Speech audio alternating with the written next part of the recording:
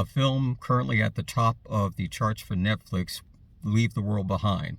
Based upon the book by Rahman Alam, this is a film adaptation and is directed by Sam Ishmael and has several notable actors in it.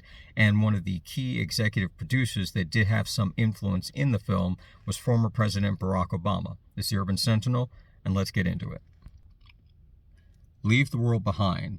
On the surface, it seems to be not so much an action film or even a very dramatic film. In terms of just giving it a general rating, it's not an Oscar winner by any means whatsoever, but I will give it a solid B as far as overall movies go. Would I have paid to see it in the movie theater? No. But free on Netflix that I've got, fine, no problem. With that being said, not a very large cast. You have Julia Roberts, you have Mahershala Ali, you have Kevin Bacon, you have Ethan Hawke, and really two other actors, the children actors, which unfortunately I do not recall their names, but that comprises effectively the whole of the entire movie based around those characters. Now, number one, spoiler alert, I'm going to be talking about a few of the details in the movie, so if you have not watched it and you actually want to be able to see it with a set of fresh eyes with no outside influence, then don't watch anymore. But for everyone else who has watched it, we're going to talk about a few of the things that, from my perspective, just my opinion on it, the way I saw the film and what the messaging was that I perceived from it versus what the messaging seemed to have wanted to produce and sort of put up in front for people who are just looking to be entertained. Now, with that being said, as I said before, the acting I had no problems with. Each of the actors, they did a great job. Their characters were their characters. It is what it is. In terms of the overall movie, I felt that there was a lot of things in it that were forced far too much. They weren't as relaxed and fluid as you would normally think them to be. They were almost to the point of, here, look at this right here. This is a bit of low-hanging fruit. You can see it. You can almost smell it. You can almost taste it. And oh, look at this over here. It's a shiny, distracting object. It's something else that is going to keep you occupied for a while. That's the way I've kind of felt that they sort of presented the movie. For people who aren't going to look too deeply, they're only going to take what is presented on the surface and they'll take it at face value, and that's the way it is. So if you present that to them, that's the way they're going to see the film. What I saw was in between those things and behind the scenes, a sort of subtle layer that is pervasive through the whole thing that only towards the last third of the movie does it really start to unfold in a manner that makes you go, that's interesting. So if you weren't effectively fooled and distracted by the easy access to offensiveness up in the front and you weren't focused on that, then you'd be able to watch the rest of the film and see what was really going on. So the overall basis of the movie is the United States is hit with what appears to be a cyber attack or multiple cyber attacks hitting different levels of our infrastructure, hitting our GPS navigation satellites, hitting our communication systems, affecting the internet. Also, there was a scene where the Teslas, the self-driving models, were basically put out on a rampage going down one section of a highway in a particular area, causing accidents and blocking off access to roads. And we'll swing back around to that one later. But with that being said, communication being a key factor in any modern society, you need to be able to get information in as well as get information out. You need to trust but verify what you are finding out to be true, false, or somewhere in the gray area in between. When you disrupt a country's ability to communicate and communicate effectively with some confidence, that's the first stage in effectively causing the downfall of that country if the example is you're looking to invade it, which is something that happens all the time. You disrupt communications, so within the country they can't communicate to outside help or assistance or get reliable information within. It might be intercepted, it might be distorted or become disinformation, and it makes it hard for people to know who or what to trust.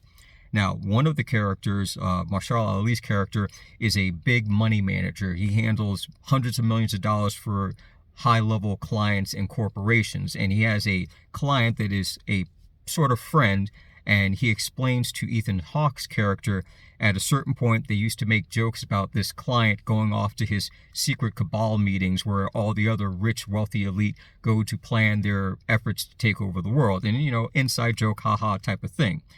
Leading up to what appeared to be this blackout and then known to be a subsequent cyber attack in the New York City area that was actually a nationwide thing, that client, that friend, had basically moved a lot of money around and then sort of said his goodbyes and good luck to you to Marshall Ali's character.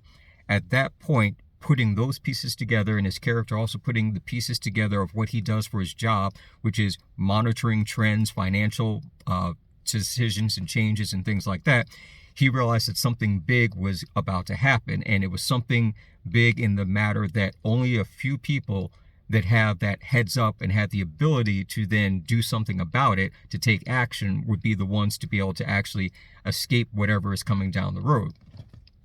Now, with that being said, one of the key things that I found to be interesting in the film almost happens towards the end, like I said, the last third of the film. He explains to Ethan Hawke's character that he was told by this friend that the 3 ways that you topple a government are the most efficient and cost-effective ways to do it. And it's not with sending in, hundreds of thousands of troops and, ships and planes and expending millions of rounds of ammunition. The first is isolation. You disrupt their communication. You make it impossible or very difficult for them to reliably find out what's going on outside and in. Then the second one is you have to build a level of synchronized chaos. You have to have things happening everywhere all at once. So everyone is confused. They're not sure where anything is or what's going on. So if you have bridges blowing up, if you have dams blowing up, if you have certain power plants being lit on fire, or all of a sudden, a cyber attack occurs, shuts down communication system, or causes waste treatment facilities to reverse pump and start sending, hundreds of tons of waste back up into people's houses and apartments. All those certain levels of chaos, if you have groups of unarmed or armed unknown men running around, shooting at people, blowing things up, that sort of level of synchronized chaos happening all over the place, it makes it impossible for anyone that would respond to be able to respond effectively, because they're only able to deal with what they immediately know. They may not be aware of an attack that's 5 miles away because they can only focus on the attack that's 200 feet down the road. And then the last stage would be a coup or civil war, which he was told by this friend is something that you don't have to direct. Meaning, if you've planned out the isolation portion, the first stage, if you planned a way to communicate or to end the communications, and then you've planned out synchronized attacks with other actors and involved people, you don't have to do the third one. And it's not necessarily to say that the coup civil war is for the benefit of directly taking over a country. Yes, if you have a desire to put your own person in, that can be done. The United States has a history of helping other countries get rid of one leader to put in another leader that's more beneficial to the United States. That's just facts as it is. But if your plan is to destabilize the country completely, you don't want any more leadership. You don't want any type of leadership. You don't want someone else in charge. So you need to make it so that way the people that are in the country, the citizens of the country, don't know who is in charge, don't know if they are either responsible for what is happening, or if through their ineptitude are also responsible for what has happened.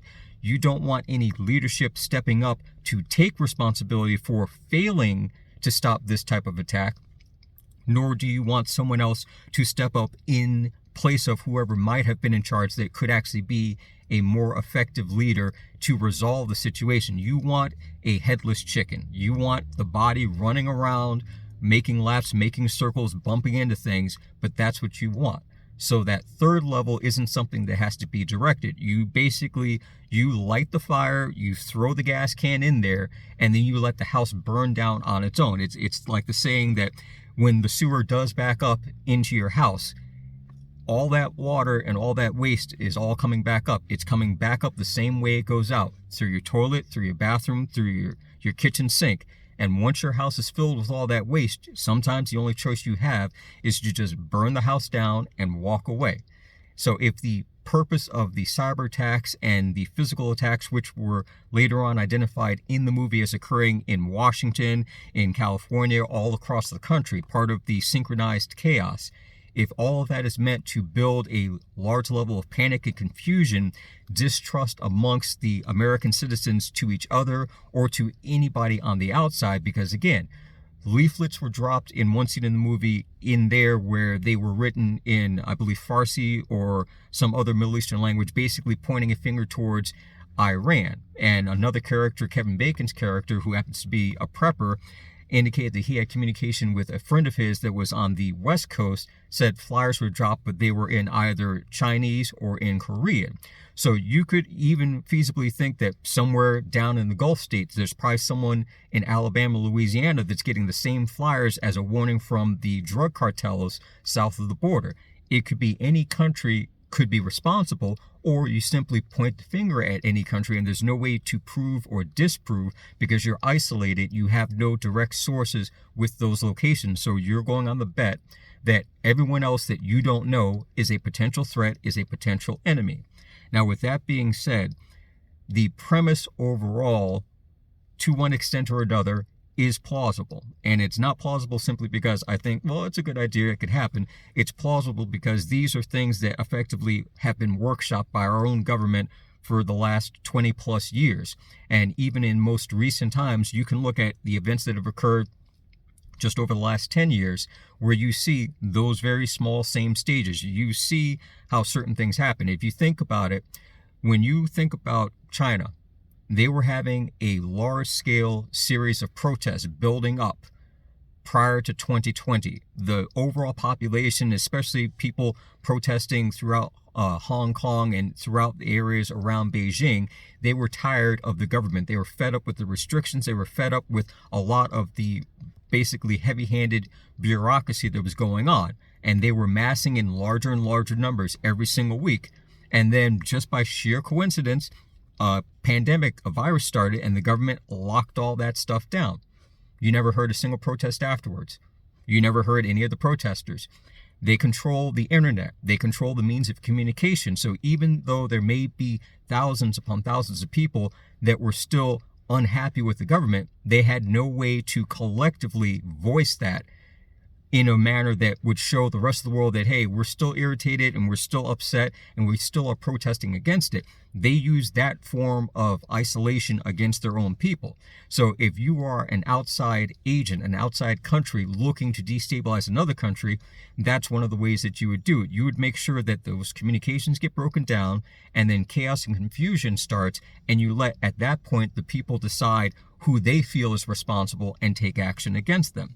Now, the reason why I bring this up in direct relation to where we're at now and where we're heading is we're heading into 2024 for us, which is going to be an election year, and it's specifically going to be a presidential election year.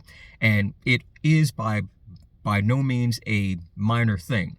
We have, by some people's standards, a president that is lackluster and inept at what he does, and we have a potential, still not confirmed, but a potential contender who was a former president, which many people by any metrics would say he was definitely bombastic and divisive, and you've got a conflict waiting to happen if in fact it does come down to those two players.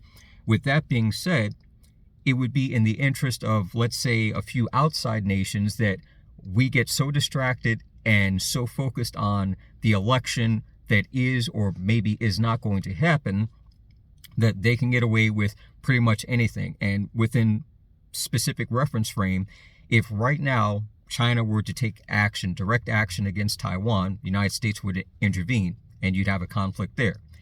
If Russia were to take any outside action against the rest of Europe, specifically the NATO allies, the United States would take action there.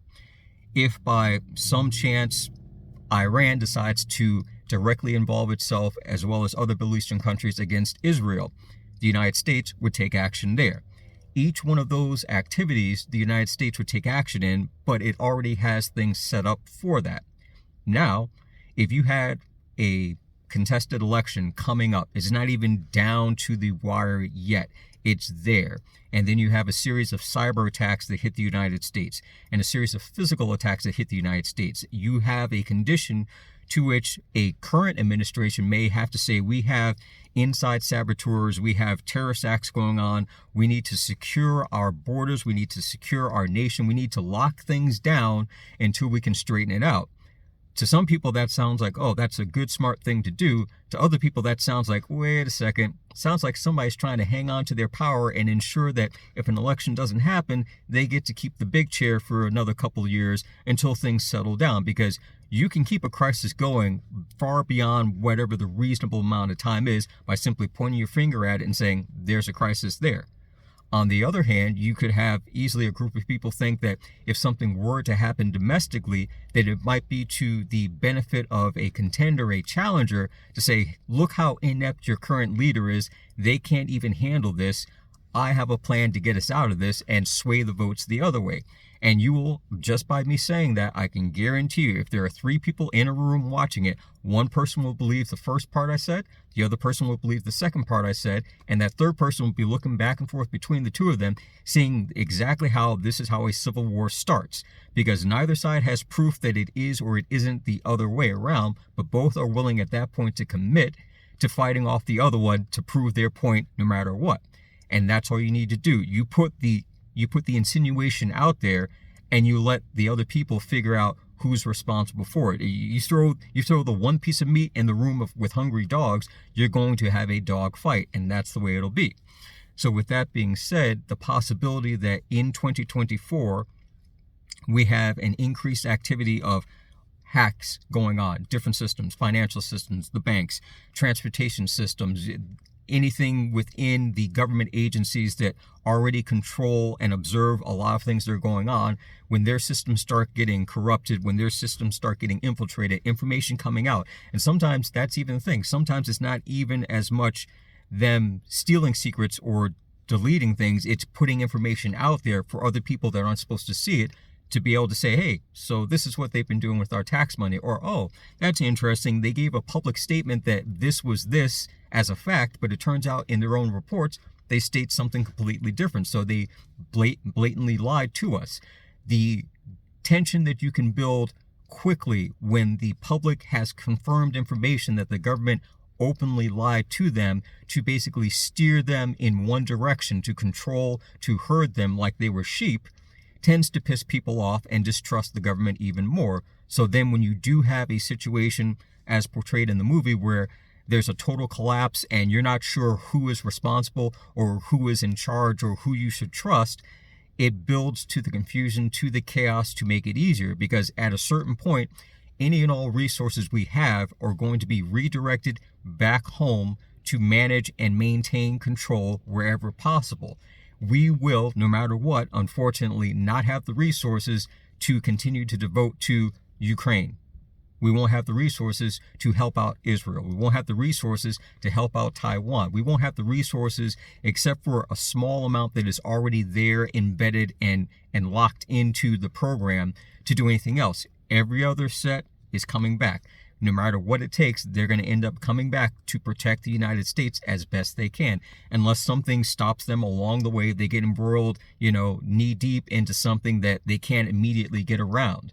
These are the things that could occur. And again, it's purely speculation based off of a fictional book, based off of a fictional movie, but it does have a certain ring of high probability given the state that we're in right now and given the conditions that we're moving into for 2024.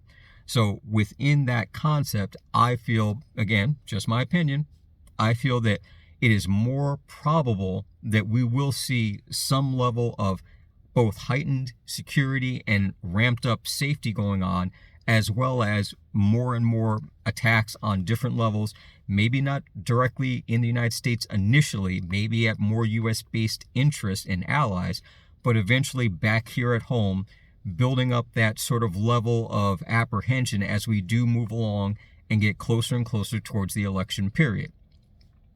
Anyway, like I said, it's just a theory, just my thoughts on it, nothing more than that. And I'll catch you guys in the next one.